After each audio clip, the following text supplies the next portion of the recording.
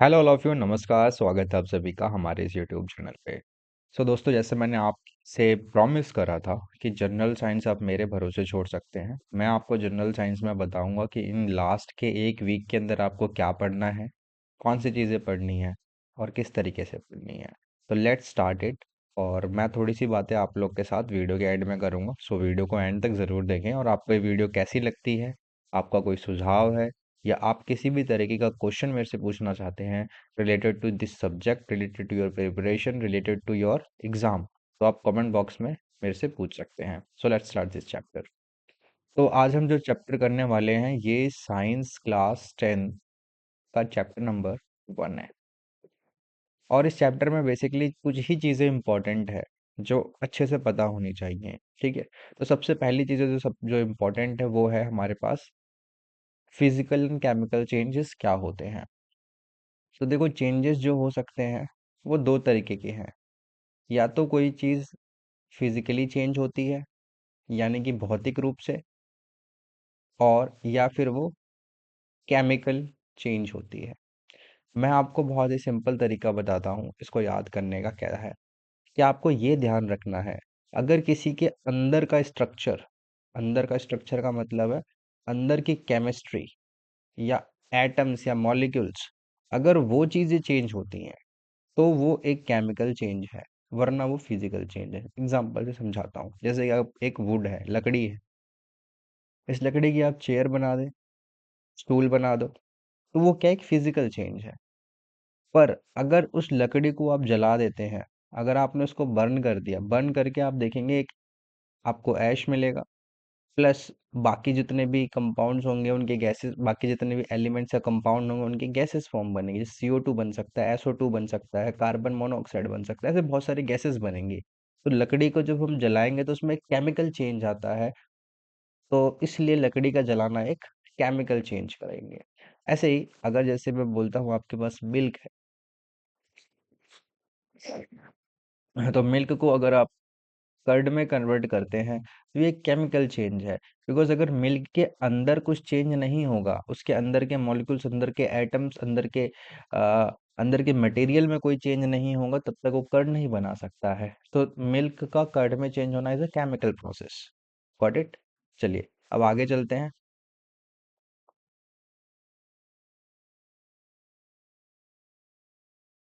एक सेकेंड, हाँ। चलिए अब देखिए, अगला जो टॉपिक है वो है टाइप ऑफ केमिकल रिएक्शन। रासायनिक अभिक्रियाओं के प्रकार क्या क्या हो सकते हैं। इसमें देखो, मैं बस ये जो चीज़ें लिखी हुई हैं ये बस एक बार आप पढ़ लीजिए, अभी वन वर्ड बाय वर्ड मैं आपको एक्सप्लेनेशन नीचे इस PDF के नीचे लिखी हुई है, मैं एक्सप्लेन कर दूंगा। देखो, कॉम्बिनेशन रिएक्शन मतलब जुड़ना हो सकता है, दो चीज़ें जुड़ के एक तीसरी चीज़ बनाएगी या चौथी चीज़ बनाएगी, कुछ भी, मतलब उसमें जुड़ना है बेसिकली। डिकम्पोजिशन में एक चीज़ टूट जाती है। सिंगल डिस्प्लेसमेंट में कोई चीज़, जैसे कि सपोज दैट कि मेरे पास एक कंपाउंड है AB+C, ये कोई कंपाउंड है। अब अगर सी की क्षमता इतनी ज्यादा है, सी इतना स्ट्रांग है कि वो ए और बी को अलग करके या तो ए या तो बी के साथ किसी के साथ भी जुड़ जाए, और कोई उसके जो अलावा होगा वो अकेला हो जाएगा। जैसे सपोज कीजिए सी में ताकत है और सी ने ताकत से अपने क्या करा, ए के साथ जुड़ गया और बी अकेला हो गया। ठीक है। तो ताकत का यहाँ पर एक चीज और है, इसका मतलब, ताकत का मतलब ये भी है, कहना चाहता हूँ जो वो ये है कि सी जो है वो मोर रिएक्टिव है। उसकी जो रिएक्शन करने की पावर है वह इस ए से ज्यादा है, इसलिए वो ए को हटा के खुद खुद ए को बी से अलग करके खुद ए के साथ जुड़ जाता है। अब डबल डिस्प्लेसमेंट रिएक्शन भी इसी तरीके से होती है, बट में आगे अगर आप जोड़ दो, तो अगर ये कोई इस तरीके से है कि भाई AB+CD बनता है, तो AD+BC बनता है। अभी आगे आगे एग्जाम्पल है, उससे हम देख लेंगे। रिडॉक्स रिएक्शन होती है जिसके अंदर ऑक्सीडेशन और रिडक्शन दोनों होता है। एंडोथर्मिक एंडोथर्मिक रिएक्शन होती है जिसके अंदर आपको उस रिएक्शन को कराने के लिए, आप अगर वो रिएक्शन होती है तो उसके लिए आपको हीट की जरूरत पड़ती है। ठीक है, हीट की जरूरत पड़ती है। एक्सोथर्मिक रिएक्शन क्या होती है, जिसके अंदर से हीट निकलती है। प्रिसिपिटेशन क्या होता है, काफी इंपॉर्टेंट है, आगे पढ़ेंगे। न्यूट्रलाइजेशन रिएक्शन भी आगे हम देखते हैं क्या होती है। ये एक छोटा सा मैं आपको ओवरव्यू दे देता हूँ कि इक्वेशन को कैसे लिखते हैं। सपोज कीजिए मैंने कहा सोडियम है सॉरी, और क्लोरीन है, ये मिलके क्या बनाते हैं, सोडियम क्लोराइड। तो मैंने इसको शब्दों में बोल दिया, ठीक है। अब इसको लिखने का तरीका कैसे होगा, सोडियम होता है Na, ये होता है Cl। आप कहेंगे कि ये दोनों मिलेंगे और क्या बन जाएगा, हमारे पास NaCl बन जाएगा। पर एक्चुअली में आपको Cl ऐसे नहीं मिलेगा, Cl आपको Cl गैस के फॉर्म में मिलेगी, Cl2 में मिलेगी।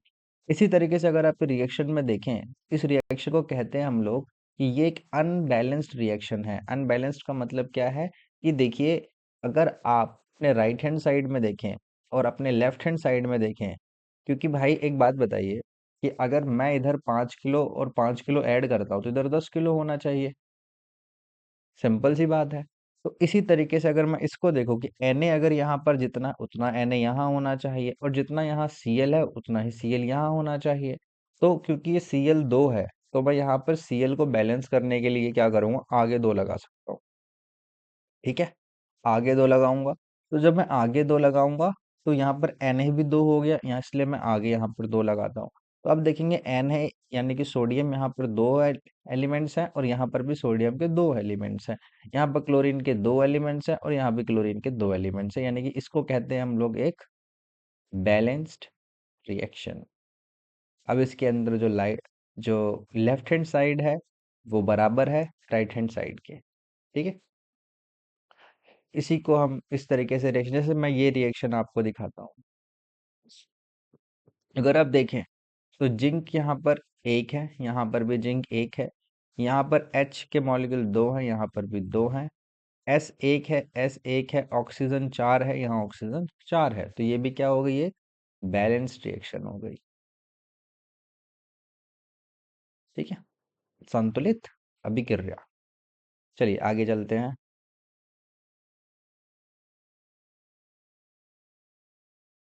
अ, अब आ जाइए, ये काफी इंपॉर्टेंट है, आगे देखिए कॉम्बिनेशन रिएक्शन क्या होता है।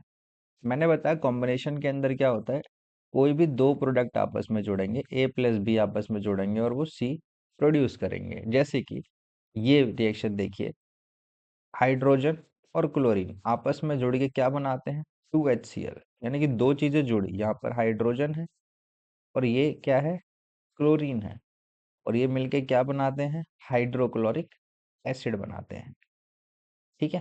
तो ये कैसी रिएक्शन हो गई, एक कॉम्बिनेशन रिएक्शन है, बिकॉज इसके अंदर दो मॉलिक्यूल्स आपस में जुड़ के एक तीसरा मॉलिक्यूल बनाते हैं। उसी तरीके से ये अमोनिया की रिएक्शन है, किस तरीके से, अमोनिया और ये क्या है, हाइड्रोक्लोरिक एसिड, इनको जोड़ा, अमोनिया हाइड्रोक्लोरिक एसिड से साथ जुड़ा तो क्या बन गया, अमोनिया क्लोराइड। अब देखो, मैं कुछ चीज़ें यहाँ पर आपको बताना चाहता हूँ कि जैसे कि ये अमोनिया का फॉर्मूला होता है, ये हाइड्रोक्लोरिक एसिड का फॉर्मूला है और ये अमोनियम क्लोराइड का फॉर्मूला है। ये चीज़ें आपको पता होनी चाहिए, ये चीज़ें आप इसको अगर नहीं भी पता है तो आप इनको लर्न कर लीजिए कि अमोनिया का फॉर्मूला होता है। अगर मैं कोई आपसे कहे अमोनिया का फॉर्मूला क्या होगा, तो NH3 होगा। हाइड्रोक्लोरिक एसिड का फॉर्मूला क्या होगा, ये मैं आपको एक बार बता भी दूंगा आगे किस तरीके से फॉर्मूले बनाए जाते हैं, तो आप उस टाइम भी देख सकते हैं। पर आपको छोटे छोटे थोड़े थोड़ी चीजें याद भी होनी चाहिए, जैसे अमोनियम क्लोराइड का फॉर्मूला होगा NH4Cl। ओके, आगे देखिए, डिकम्पोजिशन रिएक्शन में क्या होता है कि भाई एक सब्सटेंस है कोई सी और वो टूट गया A+B में, तो इसे कहेंगे डिकम्पोजिशन रिएक्शन, बस खत्म। अब ये किसी भी तरीके से हो, ये हो सकता है, इसको छोड़ सकते हैं, आगे बढ़े। अब डिस्प्लेसमेंट रिएक्शन देखिए, डिस्प्लेसमेंट रिएक्शन में क्या होता है, जैसे ये रिएक्शन मैं इधर और लिख लेता हूँ, Zn+CuSO4 gives ZnSO4 plus Cu। अगर आप ध्यान से देखें तो CuSO4 इधर है, इधर क्या है, ZnSO4 है। ऐसा क्यों हुआ है, बिकॉज जिंक जो है is more reactive than copper.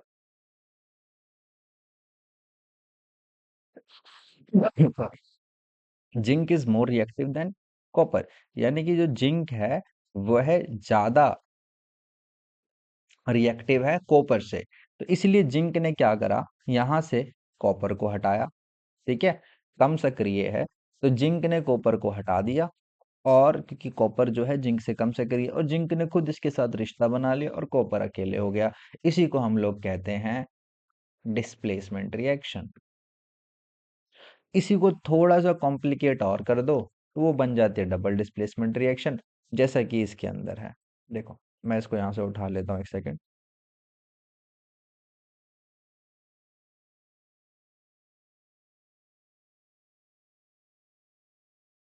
देखो,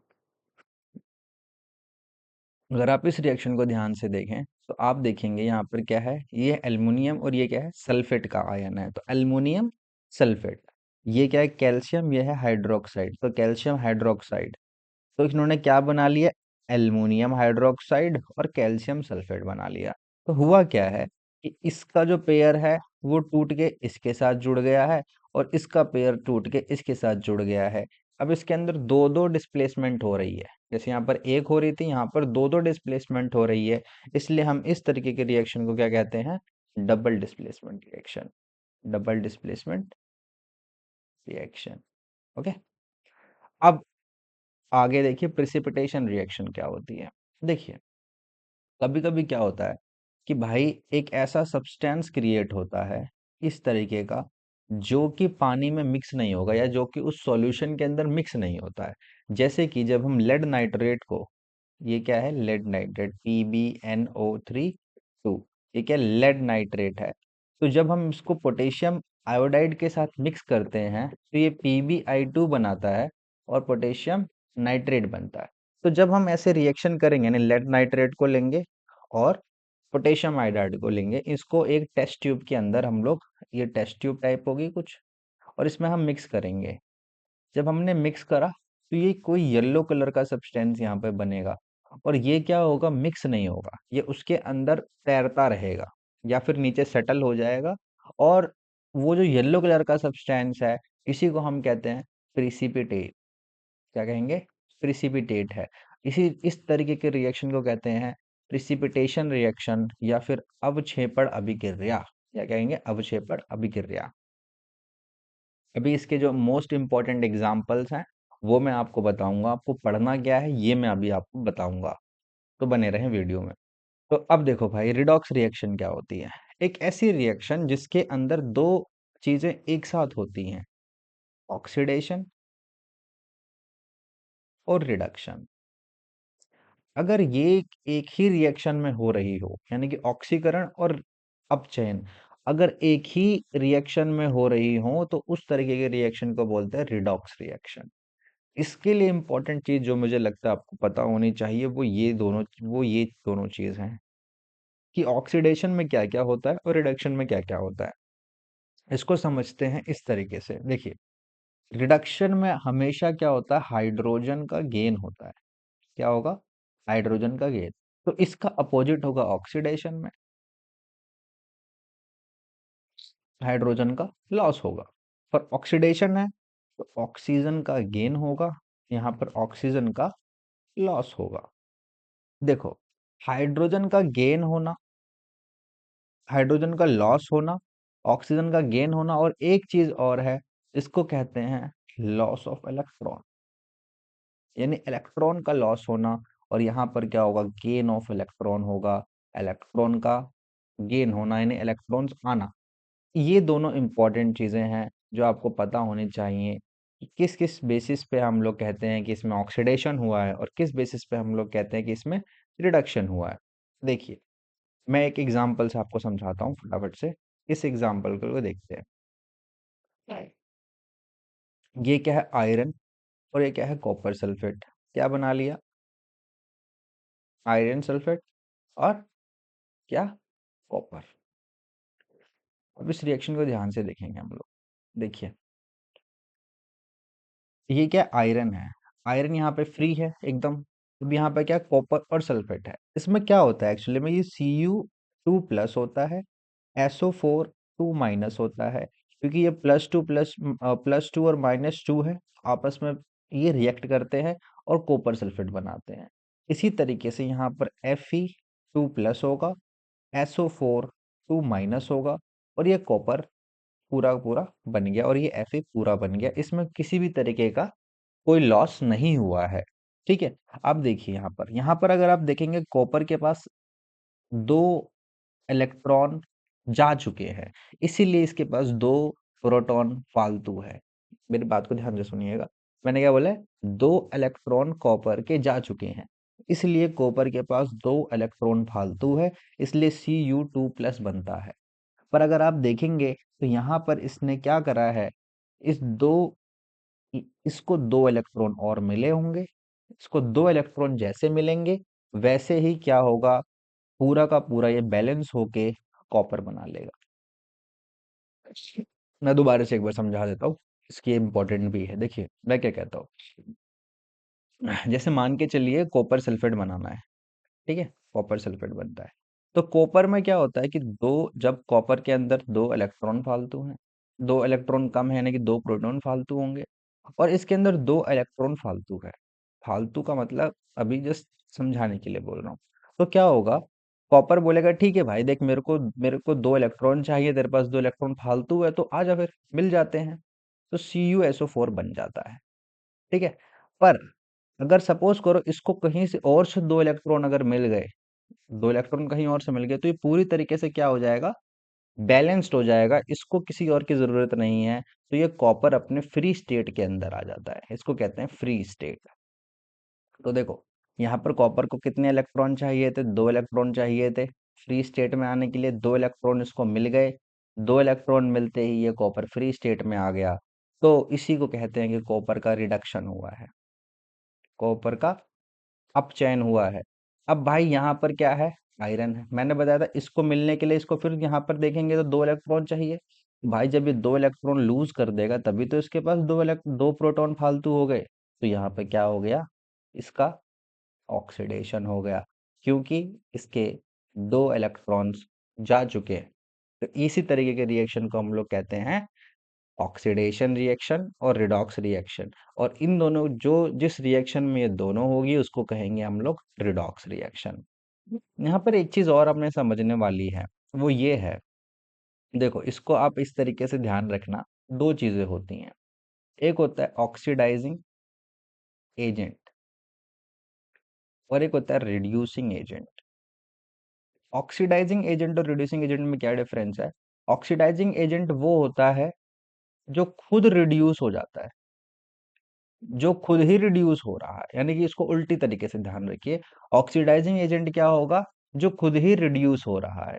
जैसे कि अगर आप देखिए कि आयरन है, ठीक है, उसके दो यहाँ से इलेक्ट्रॉन गायब हो चुके हैं, तभी यहाँ पर यानी इसके दो इलेक्ट्रॉन रिड्यूस हो गए, इसलिए आयरन क्या होगा, ऑक्सीडाइजिंग एजेंट है। इसी तरीके से कॉपर है, कॉपर क्या करेगा कि भाई इसके दो इलेक्ट्रॉन्स इसको मिल गए, यहाँ पे दो इलेक्ट्रॉन्स यहाँ पर इसको मिल गए, तो ये ऑक्सीडाइज, इसने क्या करा है, ऑक्सीडाइज कर लिया खुद को। तो इसको क्या बोलेंगे हम लोग, रिड्यूसिंग एजेंट। ये थोड़ा सा क्या ट्रिकी हो सकता है, इसको बार बार एक बार देख लेना। ये उल्टे होते हैं, यानी कि जिसका रिडक्शन हो रहा होगा वो चीजें ऑक्सीडाइजिंग एजेंट हो जाती है, और जिसका ऑक्सीडेशन हो रहा होगा वो चीजें रिड्यूसिंग एजेंट हो जाती हैं। That's all. ओके।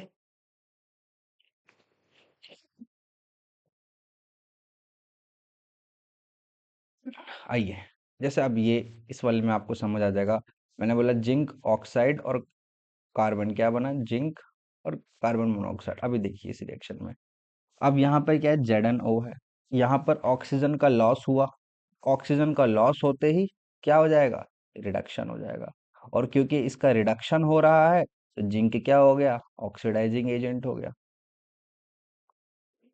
बस मैं यही बताना चाहता था। कॉपर में क्या हो रहा है, गेन ऑफ ऑक्सीजन हो रहा है, तो गेन ऑफ ऑक्सीजन होने की वजह से इसका क्या हो गया, ऑक्सीडेशन हो गया। अगर बोलेंगे ऑक्सीडेशन हो गया तो रिड्यूसिंग एजेंट है। ठीक है, ओके। चलिए अब नेक्स्ट देखते हैं। अब नेक्स्ट है हमारे पास एंडोथर्मिक और एक्सोथर्मिक रिएक्शन। एक्सोथर्मिक रिएक्शन मैंने पहले बताया था, इसके अंदर हीट क्या करती है, निकलती है, हीट इज रिलीज्ड। जैसे कि जब हम खाना खाते हैं तो जब खाना खाते हैं तो खाना खाने के बाद उसमें क्या होते है, देखो यहाँ पर हीट या फिर एनर्जी बोल सकते हैं। जब हम खाना खाते हैं तो उसमें से एनर्जी क्या करती है, रिलीज होती है। तो इसलिए हम कहते हैं कि ये क्या है, एक खाना खाना, यानी कि खाना खाते हैं और एनर्जी रिलीज होती है, उसको हम एक्चुअली में टोटली उसको रेस्पिरेशन कहते हैं। क्या कहते हैं, रेस्पिरेशन बोलते हैं। तो रेस्पिरेशन के रिएक्शन अभी आगे हम देखेंगे, ठीक है। ब्रेकिंग डाउन ऑफ ग्लूकोज, किस तरीके से ग्लूकोज टूटता है। अब देखिए ये रिएक्शन थोड़ा इंपॉर्टेंट भी है, इसको ध्यान से देखिए। Aluminium plus ferric oxide means aluminium oxide plus Fe plus heat. देखो ये रिएक्शन जो होती है, इसको हम थर्माइट रिएक्शन भी बोलते हैं। ये अभी आपको आगे आने वाले चैप्टर्स में मैं बता दूंगा। तो क्या होता है देखो कि यहाँ पर एल्युमिनियम और फेरिक ऑक्साइड को जब बर्न करते हैं, ठीक है, तो हमें एक बहुत ज़्यादा हीट मिलती है, जिससे ट्रेन की जो पटरियाँ रहती हैं उनको जोड़ा जाता है। इतनी हीट निकलती है कि उसको जोड़ सकते हैं हम लोग, ठीक है। थोड़ा सा मटेरियल इसका जाता है और उसको वेल्डिंग कहते हैं, थर्माइट रिएक्शन बोलते हैं। इस तरीके के रिएक्शन को हम लोग कहते हैं एक्सोथर्मिक रिएक्शन, जिसमें से हीट निकल रही होती है। अब ऐसी तरीके से मीथेन है। अगर आप मीथेन को जलाएंगे ऑक्सीजन के प्रेजेंस में, ठीक है, तो फिर क्या होगा, कार्बन डाइऑक्साइड निकलेगी, वाटर और हीट निकलेगी। यहाँ पे हीट निकल रही है। जैसे कि हम लोग खाना बनाते हैं, तो जब खाना बनाते हैं तो उसमें बुटेन गैस होती है, या एलपीजी गैस कह लो अभी तो आप। तो एलपीजी गैस को जब जलाया तो वहां पर क्या हुआ कि एनर्जी निकलती है, जिससे हम खाना बनाते हैं। तो वो कैसी रिएक्शन है, एक्सोथर्मिक रिएक्शन है। एंडोथर्मिक रिएक्शन क्या होती है, एक ऐसी रिएक्शन जिसमें जिसको होने के लिए हीट की जरूरत है। जैसे कि फोटोसिंथेसिस की रिएक्शन, इसलिए कहते हैं फोटोसिंथेसिस सनलाइट के प्रेजेंस में होता है, बिकॉज सनलाइट क्या करती है, उसको नेसेसरी हीट, जो उसको उष्मा की जरूरत है, वो उसको फोटोसिंथेसिस रिएक्शन में मिल जाती है। यानी 6CO2 plus 6H2O gives C6H12O6 plus 6O2। ये C6H12O6 इसका फॉर्मूला है, ये ग्लूकोज का फॉर्मूला है, यही वो ग्लूकोज है। तो जो 6 मॉलिक्यूल कार्बन के, इसलिए कहते हैं कि कार्बन डाइऑक्साइड की जरूरत पड़ती है पेड़ पौधों को खाना बनाने के लिए, क्योंकि यहाँ पर क्या है, 6CO2 लगता है, 6H2O लगता है, और सनलाइट, क्योंकि इसको एनर्जी की जरूरत है। इसलिए इस रिएक्शन को हम लोग क्या कहते हैं, एंडोथर्मिक रिएक्शन। एक चीज और मैं आपको बताता हूँ, आपने अगर ध्यान दिया हो तो जब हम घरों में सफेदी पहले होती थी तो चूने से होती थी। तो जब आपने चूने को पानी में मिलाया होगा या देखा होगा इन केस, तो आपने देखा होगा बहुत सारी हीट रिलीज होती है। उसके अलग से बर्तन लाना पड़ता है, जो टीन वाला होगा या एल्युमिनियम का कुछ अलग टाइप का होगा, तो उसके लिए अलग से बर्तन ले आते हैं। तो वो भी कैसी रिएक्शन हो जाती है, एक्सोथर्मिक रिएक्शन। ओके, ठीक है, चलिए आगे देखते हैं। अगला टॉपिक है हमारे पास कोरेजन, क्षरण। देखिए बहुत इंपॉर्टेंट है, क्योंकि इसमें दो तीन चीजें आपको इंपॉर्टेंट है वो पता होनी चाहिए। देखिए सबसे पहली चीज जो पता होनी चाहिए, कोरेजन का मतलब क्या होता है कि जैसे एयर में या मॉइस्चर में, एयर मॉइस्चर या फिर किसी भी तरीके का कोई केमिकली कोई चीज हो, उसके कारण क्या होता है, धीरे धीरे जो धातु होता है, मेटल होता है, उस पे जंग लगना स्टार्ट हो जाता है। ठीक है, जैसे कि लोहे पे आपने सुना होगा जंग लगता है। लोहे पे जो जंग लगता है, उसका फॉर्मूला क्या होता है, ये होता है, ये इंपॉर्टेंट है, इसको आप ध्यान से पढ़ लीजिएगा। तो लोहे पे जंग लगता है, ब्राउन कलर का जंग होता है। ऐसे ही कॉपर के ऊपर जो जंग लगता है, वो किसका होता है, ग्रीन कलर का होता है। Very very important. ठीक है, वो कैसा होता है, ग्रीन कलर का होता है। और एल्युमिनियम पे जो जंग लगता है, वो उसका फॉर्मूला होता है Ag2S। ये भी इंपॉर्टेंट है, और वो ब्लैक कलर का होता है। सॉरी, एल्युमिनियम बोल दिया मैंने, सिल्वर सिल्वर। सिल्वर आपने देखा होगा, चांदी जो होती है वो काली हो जाती है, फिर चांदी को सुनार के पास लेके जाते हैं, उसको दोबारा से साफ कराते हैं एसिड से, फिर वो दोबारा से चमक जाती है। तो ये तीन चीजें आपको पता होना चाहिए कि रस्टिंग का फॉर्मूला क्या होता है, ब्राउन कलर की होती है। कॉपर जो होता है उसमें किस तरीके का जंग लगता है, हरे कलर का।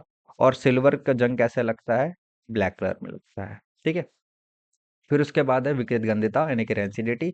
आपने देखा होगा खाना अगर काफी समय तक आपको छोड़ दिया जाए, जिसमें फैट और ऑयल्स होते हैं, वो खाना खराब हो जाता है।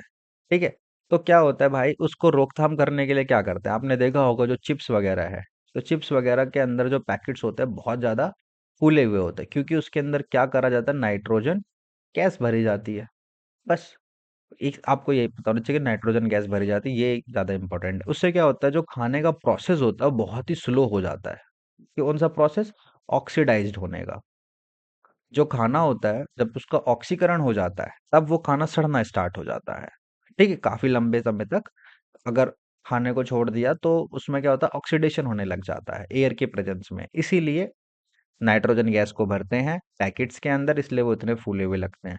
तो आपको एग्जाम में क्वेश्चन आएगा कि विकृत गंधिका या फिर रेंसिडिटी को कम करने के लिए किस गैस का इस्तेमाल करते हैं, नाइट्रोजन गैस का। That's all. उसके बाद कुछ काफी इंपॉर्टेंट चीजें हैं जो कि बहुत ही इंपॉर्टेंट है, आप के बुक से मैंने ली हुई हैं, उनको देख लो एक बार फटाफट से। ठीक है, एक मिनट। देखिए, पहली चीज, ये रिएक्शन बहुत ही इंपॉर्टेंट रिएक्शन है। मैं इधर लिख रहा हूँ CaO plus H2O gives CaOH का होल ट्वाइस प्लस हीट। यही मैंने अभी आपको बताई थी ऊपर एक रिएक्शन, जिसमें मैंने आपको कहा था कि अगर ये चूना है, ये क्या है, चूना, इसको हम लोग कहते हैं slaked lime, sorry quick lime, English वाले लिख लेंगे क्विक लाइम, या कहते हैं बिना भुजा हुआ चूना। आपने जैसे उसको पानी में मिलाया तो क्या बनेगा आपके पास, स्लेकेट लाइम बनेगा। क्या बनेगा, स्लेकेट लाइम या फिर भुजा हुआ चूना। और हीट, बहुत ही इंपॉर्टेंट रिएक्शन है ये, क्योंकि इसके अंदर इतनी हीट अगर प्लास्टिक के बर्तन में आपने रखा तो वो गल जाता है। ठीक है, ये चूना होता है जो घर में सफेदी करते हैं, जिस चूने से चुनाई करते हैं, वो ये होता है स्लेकेट लाइम। फिर आप इसे ब्रश से लेते हैं और लोग ऐसे ऐसे ऊपर दीवार पे लगा देते हैं। तो जब दीवार पे आप इसको लगा देते हैं तो आप देखेंगे उस टाइम एक पतली लेयर जमना स्टार्ट हो जाती है। वहां तक आपको घर में कोई चमक दिखेगी ही नहीं, आप कहेंगे यार ये मैं कर क्या रहा हूँ। फिर 2-3 दिन बाद क्या होता है कि जो ये स्लेकेट लाइम है, जो भुजा हुआ चूना उस पे लगाया है, वो बाहर के कार्बन डाइऑक्साइड के साथ रिएक्ट करता है जो एनवायरनमेंट में है, और एक परत जमाता है कैल्शियम कार्बोनेट की, जो चूने जो आप देखेंगे पपड़ी टाइप होती है, जब वो सूख जाती है तो पपड़ी टाइप लगती है। तो ये वो CaCO3 होता है और H2O, इसे कहते हैं कैल्शियम कार्बोनेट। तो ये बहुत ही इंपॉर्टेंट है कि घर के अंदर चुनाई जो करते हैं उसकी जो पपड़ी जमती है वो CaCO3 की होती है। और ये रिएक्शन काफी इंपॉर्टेंट है।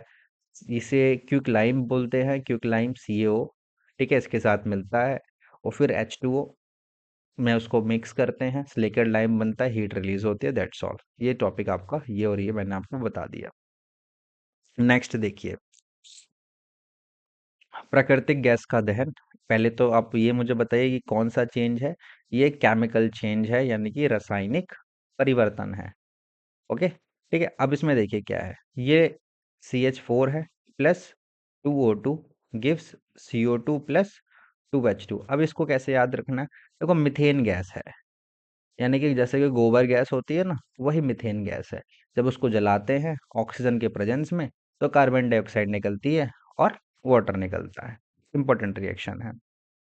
ठीक है, अब एक रिएक्शन ये भी इंपॉर्टेंट है, ये तो मैंने ऊपर भी आपको मैंने बता दिया, C6H12O6 का बनता कैसे है। ऊपर मैंने जो बताया था उसमें मैंने आपको बताया था कि 6CO2 प्लस 6H2O सनलाइट की प्रेजेंस में C6H12O6 प्लस क्या, 6O2 और 6H2O, 6 नहीं 12H2O। देखो मैं इस रिएक्शन को ध्यान से लिख रहा हूँ और दो चीज़ें मैं यहाँ आपको समझाना चाहता हूँ, इसको आपने ध्यान रखना है। 6CO2 plus 6H2O gives C6H12O6 plus 6O2 plus 12H2O। अगर आप इस रिएक्शन को देखें तो इस रिएक्शन को बोलते हैं फोटोसिंथेसिस की रिएक्शन। उष्मा सेंसले वो कहते हैं ना, संश्लेषण कहते हैं शायद हिंदी में। तो उसकी रिएक्शन है। अब देखिए यहाँ पर देखो, फोटोसिंथेसिस की रिएक्शन में ग्लूकोज बनता है और यहीं पर वो ऑक्सीजन भी क्रिएट हो रहा होता है, जो हम कहते हैं पेड़ पौधे कार्बन डाइऑक्साइड लेते हैं और ऑक्सीजन छोड़ते हैं, फिर यही ऑक्सीजन हम लोग लेते हैं। अब हम लोग क्यों लेते हैं, देखो हमने खाना खाया, सपोज दैट कुछ भी चीज खाई, तो उसमें क्या होता है, बेसिकली हम कहते हैं ग्लूकोज होता है C6H12O6, यही ग्लूकोज हम खाएंगे।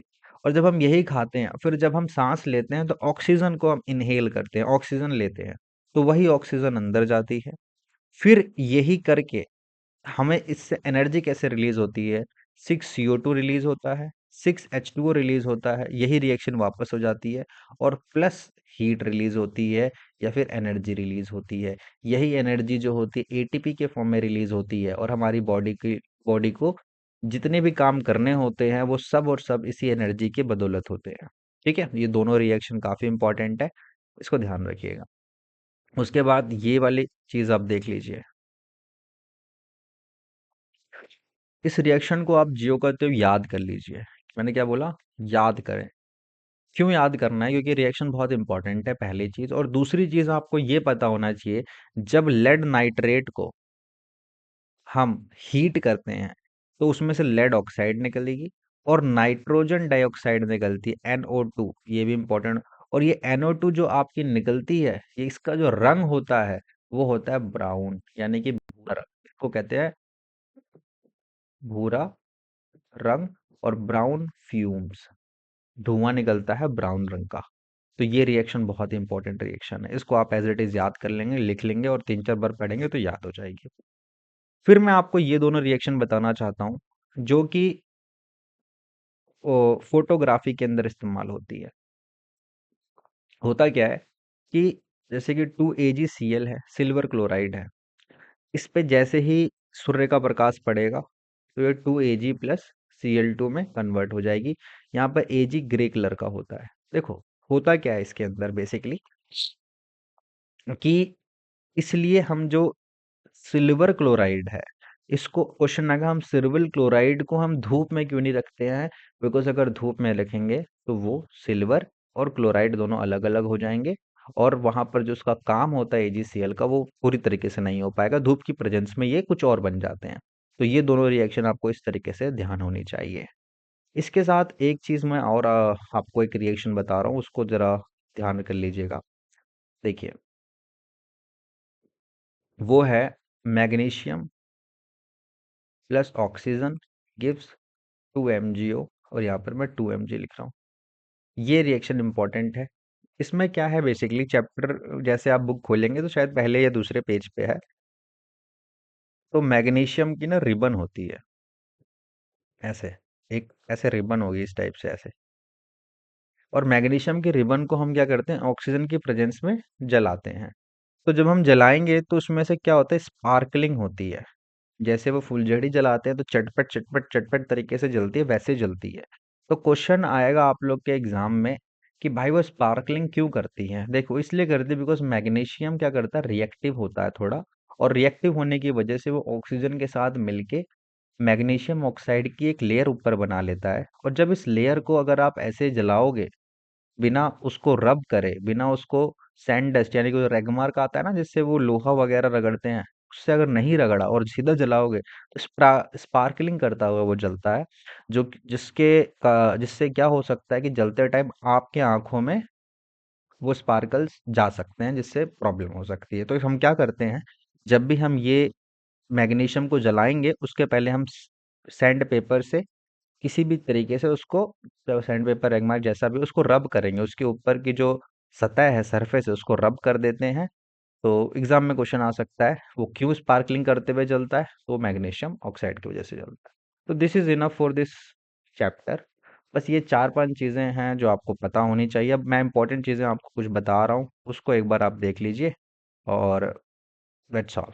ठीक है, पहले तो आपने ये पता होना चाहिए कि भाई केमिकल चेंज क्या होता है और फिजिकल चेंज क्या होता है। ये पहली चीज आपने, और एग्जांपल्स आपको मालूम होने चाहिए। अब नेक्स्ट चलते हैं। अब नेक्स्ट देखिए, इसके अंदर जो इम्पोर्टेंट है वो है रिएक्शंस। तो रिएक्शंस में भी मैं आपको बता देता हूँ कौन सी रिएक्शन आपको पता होनी चाहिए।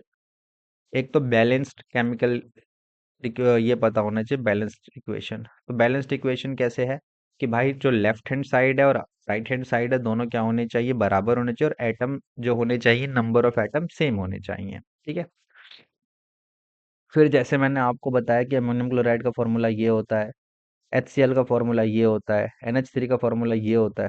तो ये चीज़ें आपको पता होंगी तो सही रहेगा। ठीक है, और इम्पोर्टेंट भी है। ठीक है, उसके बाद देखिए, हाँ, उसके बाद जो इम्पोर्टेंट चीज़ है वो एक तो ये है कि लेड जो ये लेड आयोडाइड वाला मैंने आपको बताया, PbI2, ये इंपॉर्टेंट है, इसको पढ़ लीजिएगा। रिडॉक्स रिएक्शन ये इंपॉर्टेंट है क्योंकि इसमें किसका ऑक्सीडेशन हो रहा है, किसका रिडक्शन हो रहा है, यहाँ से ये इंपॉर्टेंट है, इसको देख लेंगे। एंडोथर्मिक एक्सोथर्मिक के जो एग्जाम्पल मैंने आपको बता दिए, ये दोनों एग्जाम्पल्स आप याद कर लेंगे क्योंकि ये इंपॉर्टेंट है। इसी तरीके से ये रिएक्शन भी काफ़ी इंपॉर्टेंट है। कोरेजन का मैंने बताया, ये तीन, ये वाले, ये और ये तीनों इंपॉर्टेंट है, इसको देख लेंगे। रेंसिडिटी क्या होती है ये, और जो मैंने ये नीचे वाली चीज़ें बताई हैं ना, ये सबसे ज़्यादा इंपॉर्टेंट है, ये सब। तो प्लीज़ इनको आप ज़रूर एक बार और देख लीजिएगा, समझ लीजिएगा, बिकॉज ये बहुत इंपॉर्टेंट है। ठीक है। So guys, this is the end of the video. और मैं वीडियो के लास्ट में कुछ चीज़ें बता देता हूँ कि ये चैप्टर 1 कंप्लीट हो गया। चैप्टर 2 हम एक कल की वीडियो में देखेंगे, और फिर 3 और 4 हम एक ही साथ खत्म कर देंगे। विद लास्ट वीक के अंदर इंपॉर्टेंट चीज़ें मुझे लगता है आई विल ट्राई कि खत्म हो जाए सारी चीज़ें। ठीक है। थोड़ा ये शॉर्ट वीडियो की स्टार्टिंग है और थोड़ा टाइम का इशू है, तो नेक्स्ट वीडियो आपको मिल जाएगी वो ऑन टाइम। तो प्लीज़ आप इस वीडियो को अच्छे से देखें, और हो सकता है छोटे मोटे नोट्स बना लें। एक दो बार देखेंगे, शॉर्ट वीडियो है, बहुत आराम से कंप्लीट हो जाएगी। ठीक है। So all the best for your preparation, और मिलते हैं नेक्स्ट वीडियो में। Thank you, bye bye.